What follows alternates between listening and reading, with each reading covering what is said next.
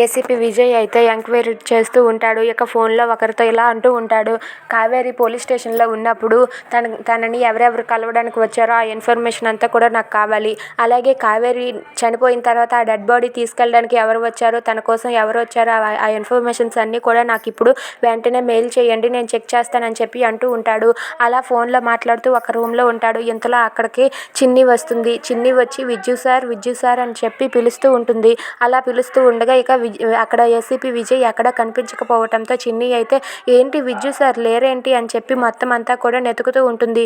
Vijju sir అంటూ మొత్తం అంతా కూడా ఆ ఇంట్లో మొత్తం వెతుకుతూ ఉంటుంది. ఇక ఆ ఏసీపీ విజయ్ అయితే మాత్రం ఒక రూమ్లో ఉండి కావేరి గురించే మాట్లాడుతూ ఎంక్వైరీ చేస్తూ ఉంటాడు. అలా చిన్ని వెళ్తూ ఉండగా ఒక గదిలోనికి వెళ్తుంది. ఇక ఆ గదిలో అన్ని కావేరి ఫోటోలు అన్ని కావేరికి సంబంధించినవి ఉంటాయి. అది చూసి చిన్ని అయితే ఒక్కసారిగా షాక్ అయిపోతుంది.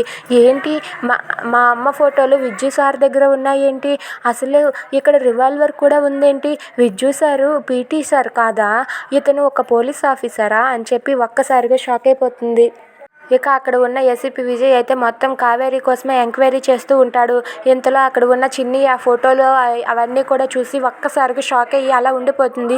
అంటే విజ్జు సార్ పోలీస్ ఆఫీసరా, మా అమ్మ కోసం ఎంక్వైరీ చేయడానికి వచ్చారా, ఈ విషయం వెంటనే మా అమ్మకి వెళ్ళి చెప్పాలి, మామయ్యకి కూడా చెప్తాను, ఇప్పుడే వెళ్ళి అందరికీ కూడా చెప్తాను అని చెప్పి చిన్ని అయితే చాలా కంగారు పడుతూ అక్కడి నుండి ఇంటికి వెళ్ళి మొత్తం అందరికీ కూడా చెప్పేస్తుంది.